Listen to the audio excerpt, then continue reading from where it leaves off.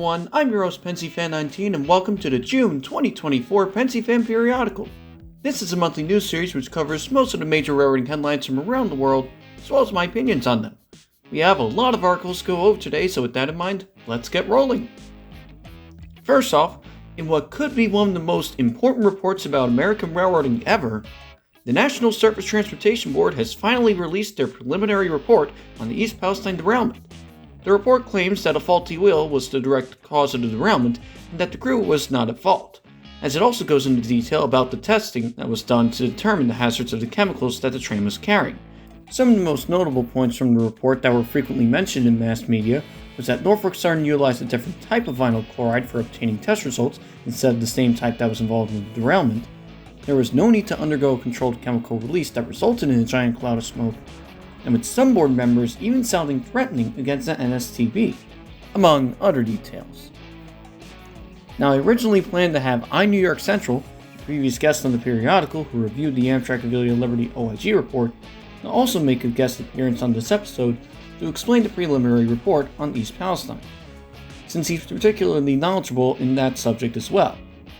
But he was unable to send in audio in time for the periodical based on how recently the report was released. Although, he was able to send in a script for what he would have said that essentially summarizes the preliminary report, which I will now be reading off from. Chlorine Institute did not properly mark on cars carrying chlorine-based monomers on polymerization of the contents, and at what point did they happen in testing? NS pre-run inspections need to be more thorough and should be in conformity with new legislation. FRA mandating onboard cameras, long hood and short hood facing, wouldn't necessarily help. Having your second-hand conductor constantly looking at a CCTV of your train would increase fatigue on crews. Having them just be there is a great idea, but a great way to increase your sight lines on possible issues would be having a third crew member. Mandating radios be in the same frequency band should have been priority one from the beginning of modern radio communications, especially with the demise of localized dispatching. NS had experts, based on the incorrect results, tell them that polymerization had began, hence the initial blowout.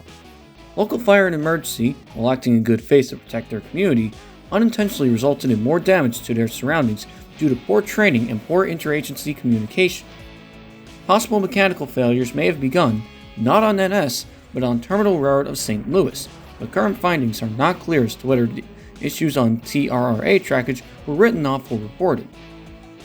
Breaking up of mixed freights could help reduce the risk of chemical exposure, but it would not necessarily reduce the total accidents. NS, and all Class 1s for that matter, should build trains safely.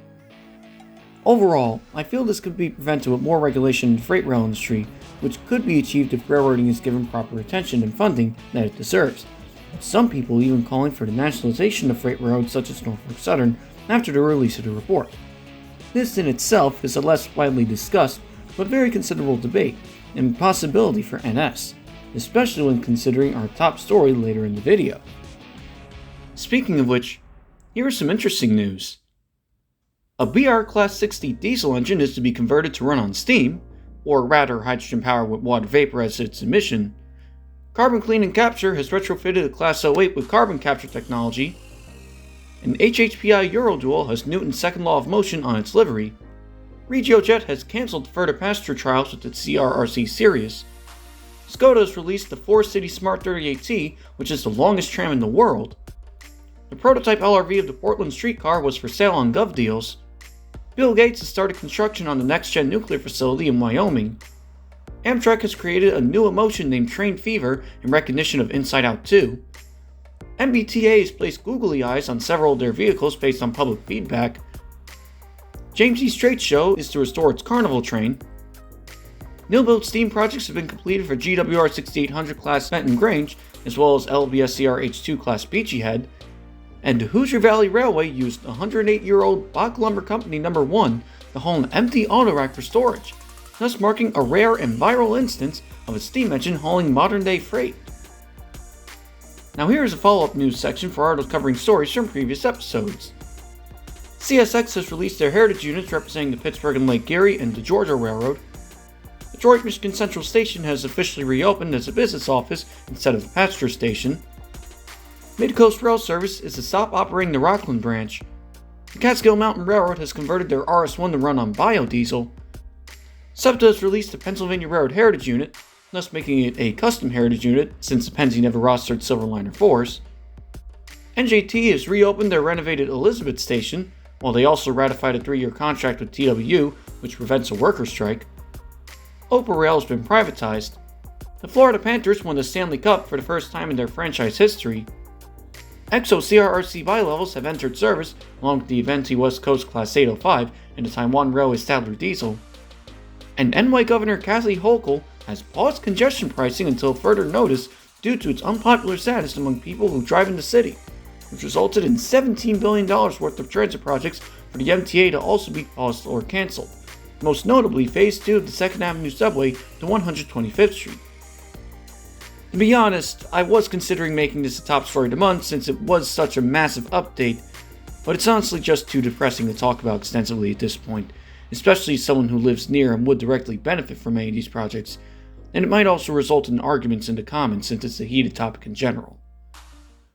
In other news, Midnight Trains has exited the night train market, OBB Cargo has acquired Captrain Netherlands, while VR Group has acquired MTR Express, Amtrak has released renderings for a Brattleboro, Vermont station, Baltimore Red Line is to be a light rail service, Skoda is to refurbish Type M31 trams for Gothenburg, Hungarian State Railways is to purchase 15 TME diesels, French high-speed rail startup Proxima is to purchase TGV M train sets, while Uzbekistan Railway is to purchase Hyundai Rotem HSTs, Marco Polo Rail is to produce more hybrid rail cars in Brazil, CRRC has delivered the ETS-3 class for KTMB in Malaysia, ADY has placed their Stadler Flirt in the service, SEPTA has placed their iconic PCC streetcars back in service on Trolley Route 15, while also naming ACS 64 number 901 in honor of their chairman.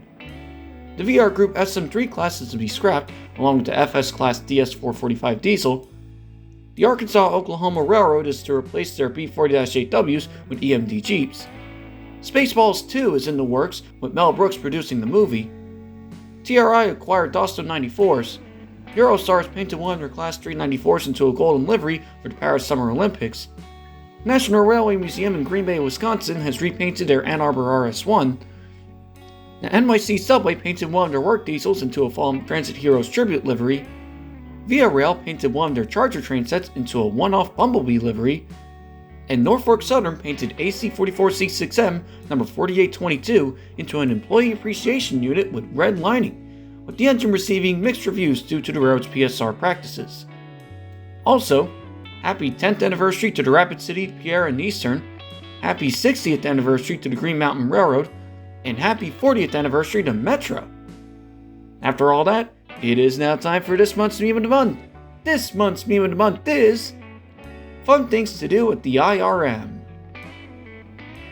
And now, the top story of the June 2024 Pensyfan Periodical is Norfolk Southern sells 2 of its branches for passenger rail. In much more positive news for passenger rail and commuter rail, the Virginia Passenger Rail Authority and the city of Charlotte, North Carolina has successfully purchased 2 major corridors from Norfolk Southern for proposed passenger rail service, thus marking a rare instance of a Class 1 main line being sold off to a passenger rail agency. The first of these 2 is the Manassas line, purchased by the VPRA between Alexandria and Manassas to improve frequencies on that specific segment, since it sees service from Virginia Railway Express commuter service in addition to 3 Amtrak services, with further talks also underway for the VPRA to acquire the N line from NS between Roanoke and Christiansburg, Virginia, for a proposed Northeast Regional extension. Not too far away, the city of Charlotte has purchased the O line from NS, which appears to be more of a bypass than a main line, in order to construct a long-awaited Red Line commuter rail between Charlotte and Morrisville, North Carolina, in order to ease traffic on I-77. And since several articles have specifically stated that the Red Line will be a commuter rail project instead of bus rapid transit, let me just go ahead and there. Although, there is a slight complication regarding the Red Line, as just a few weeks after successfully purchasing the line, the state of North Carolina passed a law that prohibits the city of Charlotte from purchasing land outside of Mecklenburg County, meaning that the Red Line technically can't run past north of Davidson, a few stops before the proposed terminus of Morrisville. But as long as some sort of commuter rail service is running to Charlotte sometime soon, something is better than nothing, even if extensions beyond Davidson may take longer than expected. But anyways, the last major purchase of a Class 1 line of this scale wasn't too long ago, namely the S line from Richmond to Raleigh from CSX, but most of that line was an abandoned right-of-way instead of an active main line, so it's very unusual to see two significant lines being sold from a Class 1 for the sake of helping passenger rail expansion around the same time.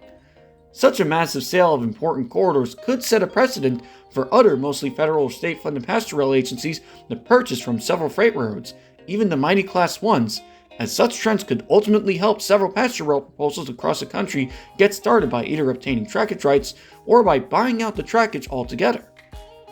I for one support the continued cooperation between the passenger and freight agencies to ensure that reliable passenger service is brought to several regions of the country, while still keeping the interests of the nearby freight railroad in mind, as I also recommend adding more freight spurs along the line to gain additional freight revenue.